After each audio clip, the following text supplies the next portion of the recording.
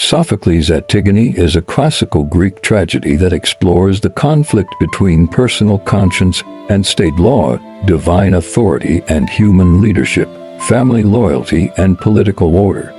The drama unfolds in Thebes after a devastating civil war between the two sons of Oedipus, Eteocles and Polynices, who have killed each other in battle. With both princes dead, their uncle Creon assumes the throne and makes a proclamation that sets the tragedy in motion. Eteocles, who defended Thebes, is to receive full military burial honors, while Polynices the traitor, who attacked Thebes with an Argive army, is to be left unburied, his corpse exposed to be eaten by animals. Under Greek religious custom, denying burial is a spiritual catastrophe, leaving the soul restless and dishonored. Creon insists that anyone who attempts to bury Polynices will be stoned to death. The play opens at dawn with Antigone summoning her sister Ismene outside the palace to discuss Creon's decree. Antigone is resolute. She will bury Polynices, no matter the consequences. She insists that the gods' unwritten and eternal laws, especially rituals honoring the dead, are superior to the edicts of mortal rulers. To her, family duty transcends political authority. Ismene, however, is terrified. She argues that as women, they are powerless against the will of men and kings. She fears Creon's punishment and refuses to join Antigone in what she views as certain death. Antigone rejects her sister's cowardice and declares she will act alone, accepting that death for a sacred cause is preferable to a dishonorable life. The chorus of Theban elders enters, celebrating the city's victory over the invading army. They describe the battle's violence and how Zeus punished the arrogance of Polynices and his troops. Their song emphasizes respect for divine justice and order, a theme that underlies the entire tragedy. Creon then appears for the first time as king. In a long speech, he outlines his political philosophy. Loyalty to the state overrides all other bonds, including family. A leader must stand firm and enforce laws impartially. He sees honoring a traitor as a threat to civic stability. His decree is therefore, in his view, both reasonable and necessary. The chorus pledges obedience, reinforcing Creon's sense of authority. Soon a sentry arrives with alarming news. Someone has likely covered Polynices' corpse with dust enough to satisfy religious requirements for burial. The guards found no footprints, no evidence of digging, and no sign of animals disturbing the body. Creon explodes with rage, convinced that bribery or political conspiracy lies behind the act. He threatens the sentry with torture unless he finds the culprit. Reluctantly, the sentry departs to search for the responsible individual. After the first choral ode, the sentry returns with Antigone in custody. He narrates how a sandstorm briefly blinded the guards, and when it cleared, they discovered Antigone burying the body and performing libations. Antigone confessed openly, showing no fear. Creon questions her directly. She does not deny her actions. In fact, she insists on the righteousness of her deed. She proclaims that Creon's laws are temporary and flawed, but divine law is eternal. She believes the gods demand burial for all regardless of political allegiance. Dying for this sacred duty, she says, is an honor, not a punishment. Creon, who sees obedience and public order as the highest virtues, is outraged at her boldness. He perceives her defiance as both a personal affront and a challenge to his authority. To him, Antigone's behavior undermines the structure of the state and threatens anarchy. Their exchange becomes a philosophical clash. Antigone insists she must answer to the gods and her conscience, while Creon insists that the stability of the city requires strict obedience to law. Creon then orders Ismene to be brought forth. He suspects the sisters conspired together. Ismene, now overwhelmed with guilt, claims she did help and wishes to share Antigone's fate. But Antigone fiercely rejects her confession, insisting Ismene had no part in the burial and should not pretend to share the glory or blame. Creon condemns both sisters out of paranoia and anger, but eventually decides to spare Ismene when the chorus questions him. Antigone, however, must die. One of the play's most emotionally complex moments comes when Creon's son, Haemon, Antigone's fiancé, enters to confront his father. At first, Haemon expresses loyalty and respect, acknowledging his father's wisdom. But he quickly begins to plead for Antigone's life, arguing that the citizens of Thebes quietly believe she did a noble deed by burying her brother. The people are afraid to speak openly because Creon's rule inspires fear, not respect. Haemon suggests that a good leader must listen to his people and accept that he is not infallible. He uses the imagery of trees bending in a storm and sailors adjusting their sails to emphasize flexibility and reason. Creon interprets Haemon's plea as a personal betrayal and accuses him of siding with a wicked woman. Father and son engage in a heated argument. Haemon tries to appeal to reason, but Creon sees dissent as rebellion. At last, pushed beyond his limit, Haemon warns that Antigone's death will bring another death. Creon takes this as a threat, and Haemon storms out, vowing never to see his father again. Creon decides that Antigone will not be executed publicly, something that might cause civil unrest, but instead entombed alive in a stone vault in the wilderness. This way, he believes her blood will not be directly on his hands if she starves or kills herself. He considers it her own doing. Antigone is led away in a moving scene where she mourns her fate, lamenting that she will die unwed, without children, and without the traditional mourning rites. She compares herself to mythic figures who were unjustly imprisoned alive, such as Niobe and Danae. The chorus sympathizes but also insists that she brought her fate upon herself by choosing to defy the king. Antigone holds firm to her belief that she obeyed a higher law and prays that if she is right, the gods will vindicate her, and if she is wrong, she accepts whatever punishment the gods deem fit. The turning point of the play occurs when the blind prophet Teiresias enters, guided by a boy. He reports omens of terrible significance. The sacrificial fires will not burn, the birds fight and tear each other in the sky, the gods reject Thebes' offerings. The city is polluted because Polynices' body lies unburied, and because Creon has entombed the living soul in the realm of death. Teiresias warns that Creon's stubbornness and pride have provoked divine wrath. He declares that the gods will take corpse for corpse, and that Creon's own house will soon be filled with sorrow if he refuses to yield. Creon, increasingly insecure, accuses Teiresias of corruption and greed. But when the prophet leaves, the chorus reminds Creon that Teiresias has never been wrong. Creon begins to see the truth of their words. At last shaken, he decides to submit.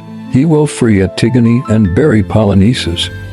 He acknowledges that to fight against destiny is futile and that his pride has led him astray. He rushes off with his servants to repair his mistakes, hoping it is not too late. But tragedy has already advanced too far. A messenger appears and announces catastrophe. Creon's reversal came too late. He describes how Creon and his men buried Polynices properly and then hurried to Antigone's vault. From a distance, they heard a mournful cry inside. When they broke open the tomb, they found Antigone dead. She had hanged herself with her linen veil. Beside her lay Haemon, who, discovering her body, was overcome with despair. When Creon entered, Haemon spat in his face, drew his sword, and attempted to attack his father. Missing his strike, Haemon turned the sword upon himself and died in Antigone's arms. Queen Eurydice, Creon's wife, learns of her son's death and returns silently to the palace. A moment later, the messenger reveals she has taken her own life, cursing Creon as the murderer of her children. She died grieving not only Haemon but also Megraeus, their other son, who had earlier died in battle. Her final words were full of bitterness and accusation. The play ends with Creon shattered by guilt and grief, burdened by the bodies of his son and wife. He finally understands the consequences of his pride. Once so confident in his laws and his authority, he now begs for death, believing himself cursed and recognizing that he alone caused the destruction of his family. The chorus closes the play by emphasizing the moral. Wisdom comes through suffering, and those who act arrogantly against divine law will be punished. Mortals must learn humility and reverence before the gods. In Antigone, Sophocles masterfully dramatizes the tragic consequences of inflexible authority and moral absolutism. Antigone's unwavering devotion to sacred law and familial love leads her to heroic martyrdom, while Creon's rigid adherence to political order and fear of appearing weak blinds him until disaster strikes his home. The play shows how even well-intentioned principles can become destructive when enforced without compassion or humility. In the collision between divine justice and human law, both protagonist and antagonist lose everything. Greek tragedy teaches that true wisdom lies not merely in power or conviction, but in balance, understanding, and respect for forces greater than oneself. Characteristics of Greek tragedy found in Antigone. Sophocles' Antigone can be examined fruitfully through the lens of Aristotle's postulations in the Poetics, where he outlines the essential qualities of an ideal tragedy.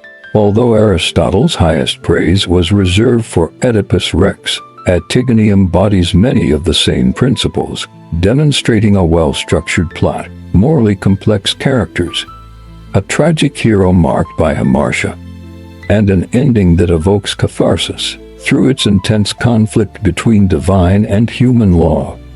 The play maintains the gravity, unity, and emotional power that Aristotle identifies as the hallmark of tragic art. Aristotle defines tragedy as an imitation of an action that is serious, complete, and possessing magnitude, aiming to arouse pity and fear, and ultimately to purify these emotions through catharsis. Antigone fulfills this definition admirably. Its central conflict, the burial of Polynices, raises profound questions about justice, piety, loyalty, and authority. The plot is complete, with a clear beginning, middle, and end, and unfolds with a seriousness appropriate to the themes it explores. Pity arises naturally for Antigone, who chooses death rather than betray divine law, and fear emerges from witnessing the consequences of Creon's stubbornness and pride. By the conclusion of the play, when Creon stands broken by the deaths of his wife and son, the audience experiences the emotional purification that Aristotle describes. Plot, which Aristotle calls the soul of tragedy, is particularly strong in Antigone. It maintains unity by focusing entirely on one central action, Creon's decree forbidding the burial of Polynices, and Antigone's decision to violate that decree. Every event is logically connected, growing from this initial clash between authority and moral duty. The play avoids episodic structure, something Aristotle criticizes, and instead develops in a tight cause and effect chain. Sophocles also constructs the plot as a complex tragedy, characterized by peripeteia reversal and anagnorisis recognition, which Aristotle considers the pinnacle of tragic plotting. These elements center on Creon. His reversal occurs when Teiresias warns him that the gods are angered by the unburied corpse and the living tomb he has created for Antigone. His subsequent recognition arrives when he realizes too late that his rigid insistence on human law has violated divine will and destroyed his family. The combination of peripeteia and anagnorisis solidifies the play as a model of Aristotelian tragic structure. The question of who the tragic hero is has been much debated, but within an Aristotelian framework, Creon emerges as the more fitting candidate. Aristotle argues that the tragic hero should be of noble status, neither wholly good nor wholly evil, and fall because of a tragic flaw or error in judgment rather than moral depravity. Creon fits this profile precisely. As king, he occupies a position of high stature. His motivations are understandable, for he believes that honoring a traitor threatens the stability of the state. Yet he is undone by his hamartia, which manifests as excessive pride and inflexibility, his inability to listen to reason whether. From Antigone, Haemon, the chorus or Teiresias reveals a fatal blindness. His downfall is not the product of wickedness, but of an error in judgment, the very mechanism Aristotle identifies as central to tragic fall. Antigone, while heroic, does not undergo a reversal or recognition. Her steadfastness is admirable but static. Creon, whose inner transformation becomes the emotional climax of the drama, aligns more closely with Aristotle's conception of the tragic hero. Aristotle's notion of hamartia appears vividly in Creon's character. His tragic flaw is his hubris, a stubborn pride that prevents him from adapting or reconsidering his stance. He believes his laws must be upheld at all costs, even in defiance of divine mandates. This excessive reliance on his own judgment blinds him, causing him to interpret all opposition as rebellion and to dismiss wise counsel. His hamartia generates the sequence of events leading to Antigone's death, Haemon's suicide, and Eurydice's final curse and death. It is only after these losses that Creon understands the magnitude of his error, exemplifying the Aristotelian belief that tragedy stems from human fallibility rather than malice. Catharsis, the emotional purification of pity and fear, forms the culmination of Aristotle's tragic theory, and Antigone delivers this effect powerfully. The audience pities Antigone for her devotion to sacred duty and mourns the cruelty of her fate. They pity Creon in the end as well, seeing him transformed from a proud ruler to a devastated man who recognizes the consequences of his actions. Fear arises from the realization that even noble intentions can lead to disaster when guided by inflexibility and pride. The audience sees how fragile human judgment can be, how quickly the gods punish arrogance, and how catastrophic the results of stubbornness may become. By witnessing Creon's collapse, the audience undergoes the emotional cleansing Aristotle describes.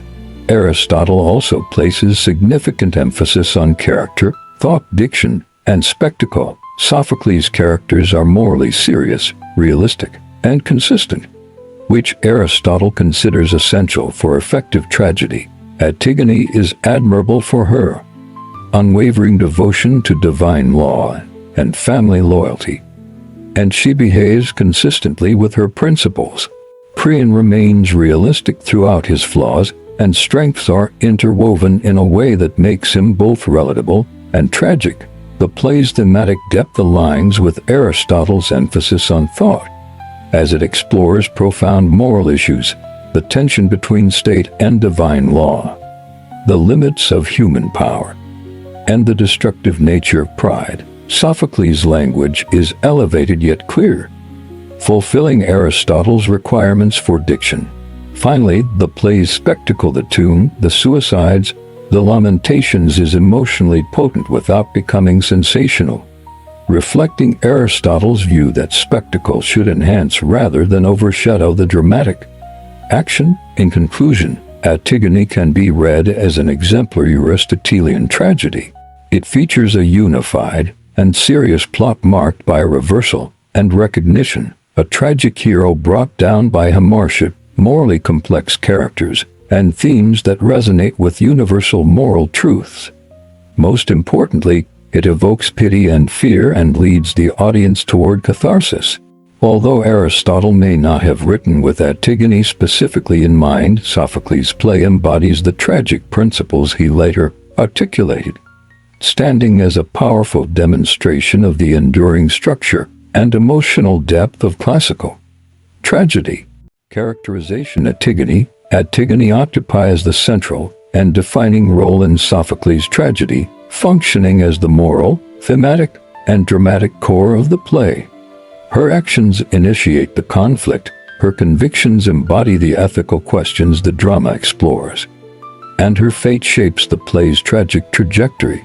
As a character, Antigone represents the clash between divine authority and human law, the voice of individual conscience in opposition to political power, and the enduring strength of familial loyalty. Through her defiance and sacrifice, she becomes not only a catalyst for the play's events, but also the embodiment of its deepest philosophical tensions. Antigone's most important role in the play is as the champion of divine law. At the heart of the drama lies the question of whether human beings should obey the laws of the state or the unwritten laws of the gods. Creon's decree forbidding the burial of Polonices represents human law at its strictest, while Antigone's determination to bury her brother expresses her loyalty to a higher, religious mandate. She insists that the gods demand burial rites for all humans, regardless of political guilt or innocence, and she refuses to place Creon's temporal commands above divine obligation. Her unwavering commitment to sacred law drives the plot forward, providing the moral energy that fuels the conflict. In this sense, Antigone functions as the dramatic embodiment of religious duty, reminding the audience of the limits of human authority. Another significant role Antigone plays is that of the voice of individual conscience. Unlike other characters who fear Creon's authority or conform out of political loyalty, Antigone acts on principle, even when the cost is death. She believes that moral responsibility cannot be delegated or postponed. Each person must act according to what is inherently just. Her conversations with Isnine reveal this inner conviction. She rejects passivity, insisting that silence in the face of injustice is a form of complicity. Antigone stands alone because she is driven not by external approval but by an internal moral compass. This elevates her role beyond that of a mere rebel. She becomes a symbol of personal integrity in the face of oppressive power. Her willingness to die for her beliefs underscores the drama's exploration of conscience as an essential component of human identity. Antigone also occupies the role of the protector of family loyalty, a key theme in Greek tragedy. For her, the bond with her brother Polonices is sacred. She believes that familial duty transcends political allegiance, and she is determined to honor her brother even when the state brands him a traitor. Her devotion highlights the importance the ancient Greeks placed on the family as a moral and religious unit. In burying Polonices, Antigone is not merely performing a ritual act, she is asserting the eternal nature of familial love against the changing winds of political fortune. This role adds emotional depth to her character and reinforces tragedy as broader reflection on the tensions between private loyalty and public duty.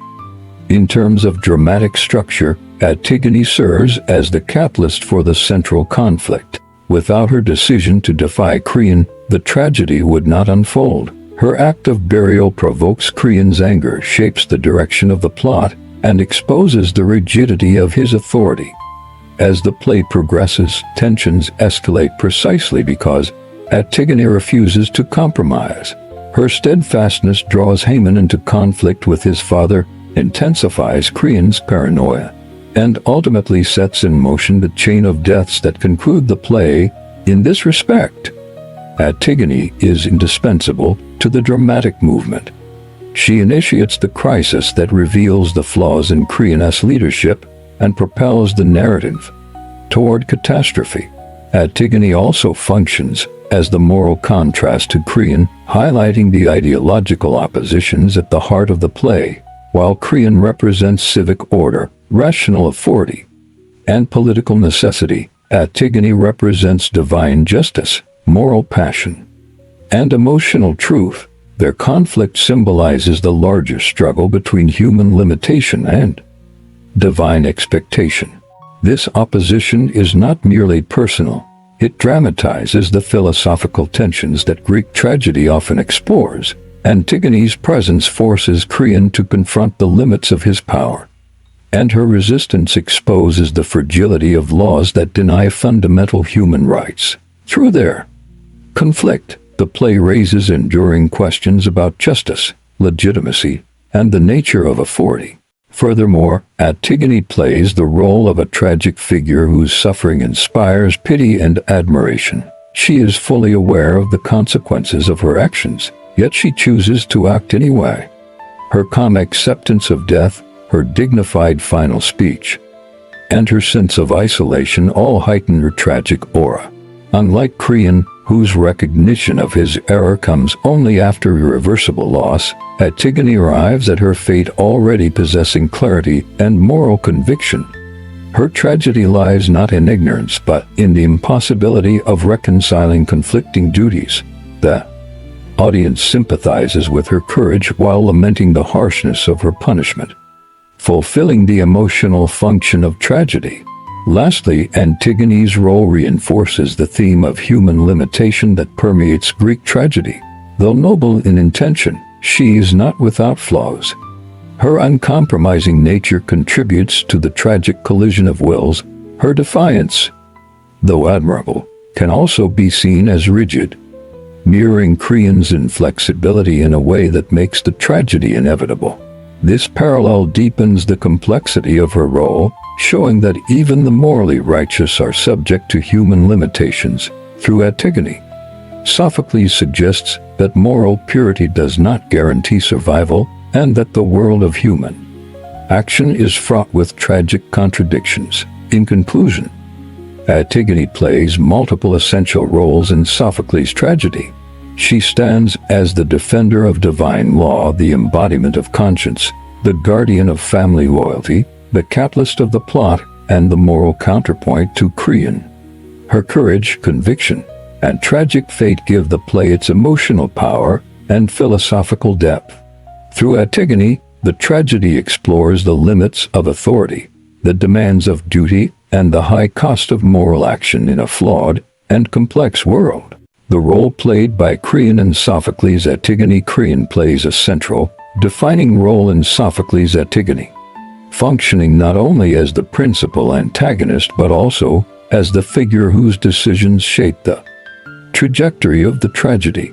As the new ruler of Thebes, Creon stands at the intersection of political authority, moral obligation, and personal pride. His character embodies the tensions between human law and divine law, between the stability of the state and the rights of individuals, and between rational governance and authoritarian rigidity. Through Creon, Sophocles explores the dangers of absolute power, the limits of human judgment, and the tragic consequences of leadership that refuses to accommodate moral or emotional nuance. Creon's role is therefore essential both dramatically and thematically, serving as the structural foundation upon which the play's conflict and ultimate catastrophe rest. One of Creon's primary roles in the play is that of the defender of the state, having come to power after the civil war between Sophocles and Polynices. Creon views Thebes as vulnerable and in need of firm leadership. His decree denying burial to Polynices is rooted in his belief that loyalty to the state is the highest civic virtue, and that punishing treason is necessary for restoring stability. He sees governance as an extension of order and justice, insisting that no private relationship, not even familial ties, should override allegiance to the city. In this capacity, Creon represents the broader theme of political authority and the responsibilities of rulership, a subject central to many Greek tragedies. His emphasis on law and order establishes him as a figure committed to public duty, but it also sets the stage for the conflict that defines the play. Creon also serves as the antagonist to Antigone, embodying a worldview in direct opposition to hers. Where Antigone values divine law, moral obligation, and familial loyalty, Creon prioritizes human law, civic authority, and political practicality. Their conflict is not personal but ideological. Creon believes that allowing Polynices to be buried would undermine the authority of the state and signal weakness. Antigone, by contrast, believes that denying burial violates sacred religious principles. Creon's opposition to Antigone drives the dramatic tension of the play and gives shape to its central moral debate. By embodying the other side of this ideological struggle, Creon's role is crucial to developing the tragic conflict that unfolds. Another essential aspect of Creon's role is that he functions as the tragic hero of the play, according to the Aristotelian definition. Though Antigone is heroic in her conviction and martyrdom, it is Creon who undergoes the characteristic arc of the tragic protagonist. He is a man of high status, occupying the throne of Thebes, and his downfall arises not from wickedness, but from hamartia, a tragic error in judgment. His flaw, hubris or excessive pride, leads him to place absolute confidence in his own authority and to interpret any form of dissent as rebellion. His refusal to listen to Antigone, Haemon, the elders, or even Teiresias reflects a dangerous certainty in his own infallibility. When he finally recognizes his error, it comes too late. And the catastrophic consequences: Antigone's suicide, Haemon's death, and Eurydice's self-inflicted demise leave him broken. In this way, Creon's journey illustrates the tragic structure of reversal, peripeteia, and recognition, anagnorisis, that Aristotle identifies as central to classical tragedy. Creon also functions in the play as a symbol of the dangers of absolute authority. His leadership style is rigid, uncompromising, and marked by an inability to acknowledge perspectives other than his own. He equates dissent with treason and conflates obedience with virtue. Such qualities, when combined with political power, become destructive. His refusal to consider Haemon's plea for moderation, or the prophet Teiresias' warnings, demonstrates his blindness to moral and social reality. Through Creon, Sophocles warns against the authoritarian impulse and the peril that arises when leaders place their own pride above the welfare of their people. Creon's role as a cautionary figure underscores the play's exploration of the limitations of human judgment and the catastrophic outcomes that arise when rulers allow personal ego to overshadow wisdom. Another significant role Creon plays is the embodiment of human law in conflict with divine law. He stands as a representative of the civic order that governs human society, while Antigone stands for the eternal religious principles that transcend temporal authority. Their conflict is not merely legal but cosmological, reflecting a deeper struggle between the finite and the infinite. Creon's insistence on enforcing his decree, even in the face of human suffering and religious obligation, highlights the tensions between man-made rules and the unchanging moral order of the gods.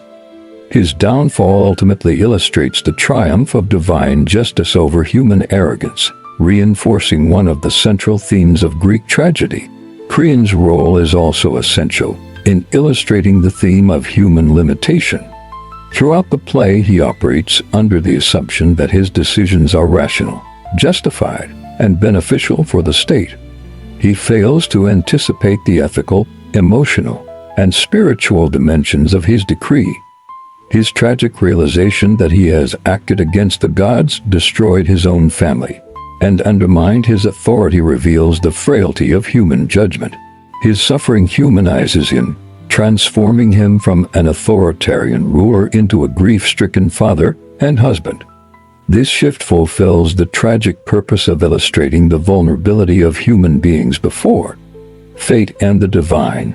Creon's final posture, broken, remorseful, and stripped of pride, demonstrates the sobering consequences of human fallibility.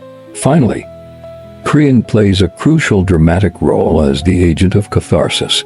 Through his downfall, the audience experiences the purging of pity and fear that Aristotle describes as central to tragedy.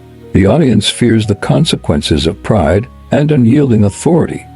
Recognizing the universal human tendency towards stubbornness, they pity Creon in the end, seeing him left alive to bear the weight of his mistakes.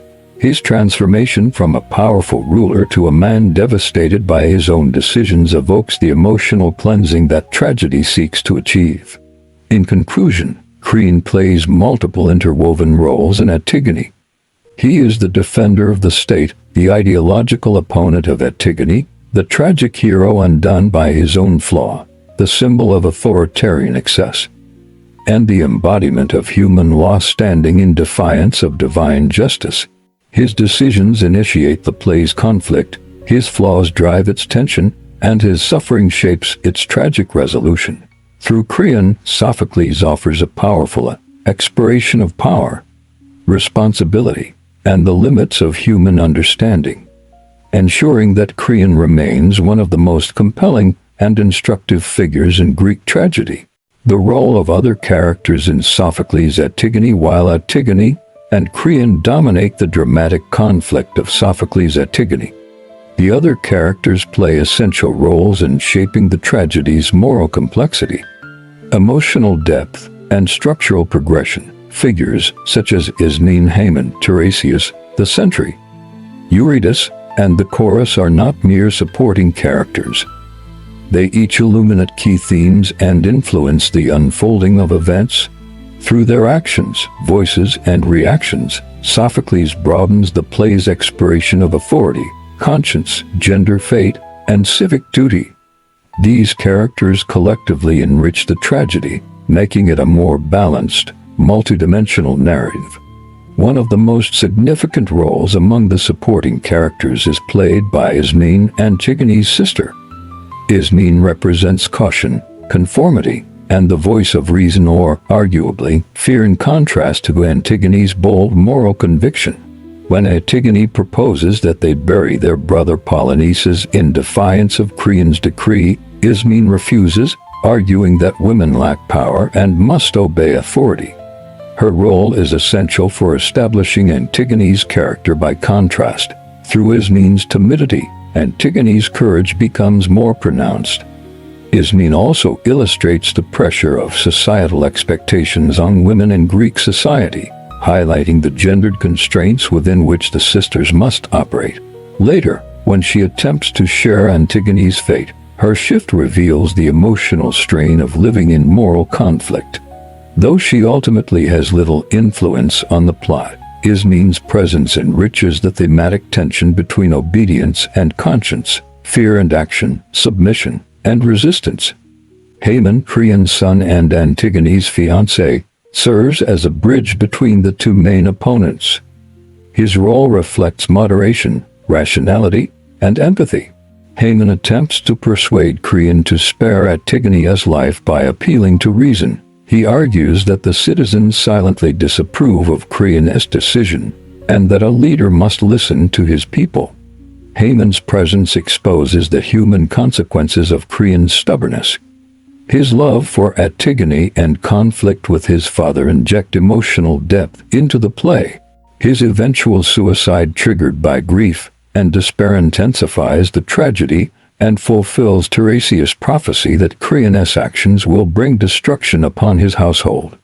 Haemon's death marks the turning point that plunges Creon into complete ruin, making him a crucial figure in the tragic structure. Another central supporting character is Teiresias, the blind prophet. His role embodies divine authority and moral clarity.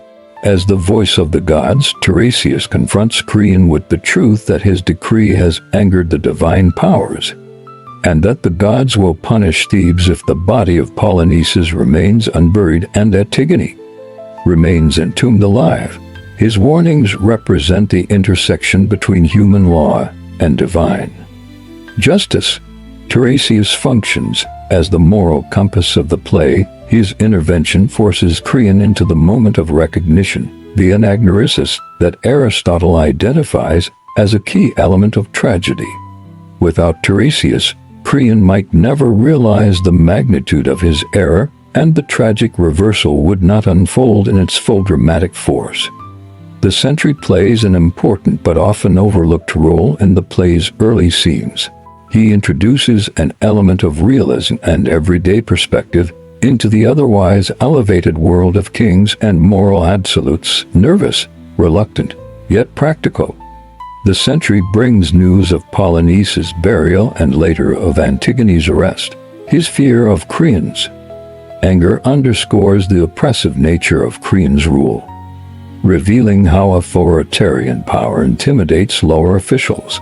The century also injects moments of understated humor, relieving tension and providing contrast to the escalating conflict. Dramatically, he ensures the plot's movement by delivering crucial information that forces Creon to confront. Antigone, Eurydice, Creon's wife, appears briefly, yet her role is profound. She symbolizes the private sphere of family life, which Creon's political decisions devastate. Eurydice enters after learning of Haemon's death and silently exits to take her own life, cursing Creon as she dies. Her death represents the final stage of Creon's downfall, fulfilling the prophecy that he will pay corpse for corpse. Eurydice's quiet suffering, in contrast to Antigone's bold defiance, strengthens the emotional gravity of the play's conclusion. Her role serves as a stark reminder that the consequences of flawed leadership extend beyond public life and infiltrate the most intimate human relationships. Perhaps the most foundational of the supporting characters is the chorus, composed of Theban elders. The chorus performs a variety of crucial dramatic functions. It reflects public opinion, often cautious, confused, or shifting as they attempt to make sense of the conflict between Antigone and Creon. Their odes provide commentary on major themes such as the power of fate, the dangers of pride, the nature of law, and the unpredictability of the gods. They also act as a moral barometer, sometimes supporting Creon's decisions, sometimes questioning them, and ultimately acknowledging his guilt when disaster strikes. Structurally, the chorus helps transition between episodes, maintaining rhythm and reinforcing the play's ritualistic foundation.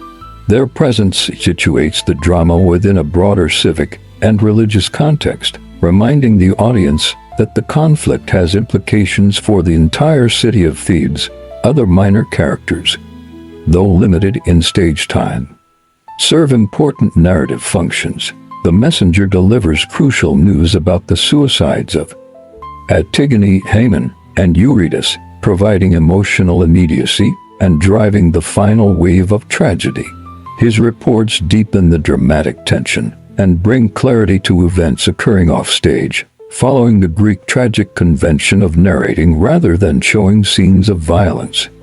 His voice contributes to the mounting sense of inevitability that accompanies Creon's downfall. Collectively, these characters enrich the play's exploration of moral, social, and political issues. Ismene highlights the tension between fear and conviction. Haemon illustrates the costs of unyielding authority on personal relationships. Teiresias embodies divine justice. Eurydice represents the tragic toll of Creon's decisions on family. The century humanizes the cost of political intimidation, and the chorus frames the drama within the moral consciousness of the polis. Each plays a distinct role in revealing the consequences of Creon's decree and Antigone's defiance, making the tragedy more comprehensive and emotionally resonant. In conclusion, the other characters in Antigone are indispensable to the tragedy's thematic richness and dramatic structure. While Antigone and Creon dominate the central conflict, the supporting figures deepen the moral questions, accentuate the emotional stakes, and complete the tragic arc of the narrative. Through their interactions, responses, and fates, Sophocles crafts a multi-layered exploration of justice, authority, duty, and human limitation, ensuring that the tragedy speaks not only through its protagonists, but through the entire fabric of its dramatic community.